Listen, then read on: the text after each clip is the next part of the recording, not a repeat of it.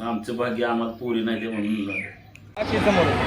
आज आहे माझ्या सख्या मावस मामाच्या मुलाचं लग्न.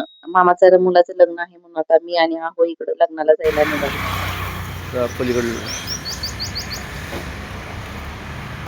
मंगळवेढ लग्न आहे कोमनाड रोडला.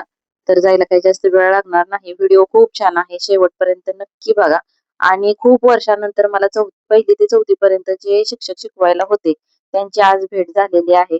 खरंच खूप छान वाटलं. आणि इथं आम्ही पेट्रोल पंपावर थांबलेलो आहे डिझेल टाकण्यासाठी. आणि इथून माझं बाहेर लक्ष गेलं तर इथं सुंदर फ्रेश अशी फुलं दिसत होती. एवढ्या रखरखत्या उन्हात सुद्धा किती टवटवीत आणि फ्रेश दिसत होती. त्या फुलाचं नाव काय आहे हे तुम्हाला माहित आहे का? कमेंट करून नक्की सांगा. आता मामा मामी कासेगाव वरून आले होते आणि आम्ही पंढरपूर वरून निघालेलो होतो. तर यांची रस्त्यातच भेट झाली. मग मामींना म्हटलं चला गाडीमध्ये.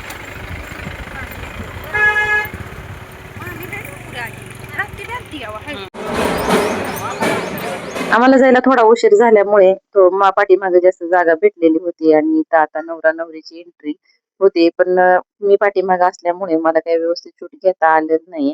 इथं सॉन्ग चालू होता आणि सॉन्ग असं तर खूप छान वाटलं असतं, पण युट्यूबचे काही नियम आहेत त्यामुळे मला इथं कंटिन्यू व्हॉइस ओव्हर करावा लागतोय. आणि इथं प्री वेडिंग शूट केलेलं आहे, त्याचं थोडं शूट घेतलं. आणि इथं नवरा नवरीची छान अशी एंट्री झालेली आहे. थोड्याच वेळात आता मंगलाष्टकाही चालू होती.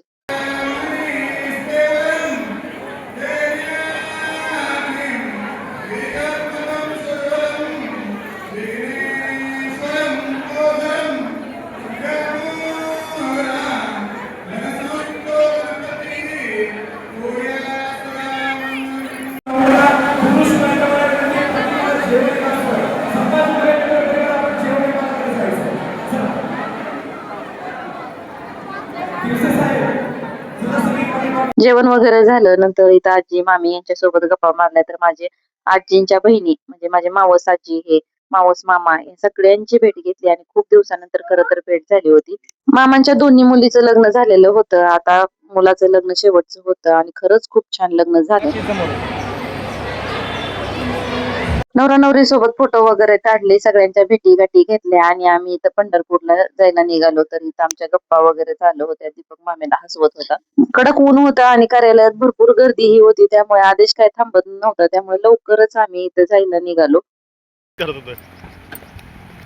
येताना मामींच्या आमच्या अनवलीमध्ये भेट झालेली होती. अनवलीच्या थोडं पुढं. तर तिथं त्यांनी गाडी लावली आणि म्हटलं चला आता गाडीमध्ये जाऊया. कारण येताना आम्ही दोघ जणच होतो, सगळं गाडी रिकामीच होती. म्हणून म्हटलं चला. येताना मम्मी मामी त्या आल्या. मग तिथून लग्नाला येताना दीपकने मला पहिलीला जे शिकवायला शिक्षक होते म्हटलं त्यांची घरी इथंच आहे. म्हटलं जाता जाता भेट घेऊया आपण. सुनावी गेले ते आणि नातवंड बी गेली मामा गावाला. आणि तिला काय होते, तिची बी तब्येत ठीक नसते. पुन्हा तिची ती काय ते कोणाला बहीण आजारी म्हणून पुन्हा ती जास्त तिला थोडंसं आधी पहिलेच जास्त बरं झालं या. आमचं भाग्य आम्हाला पोरी नाही ते म्हणून.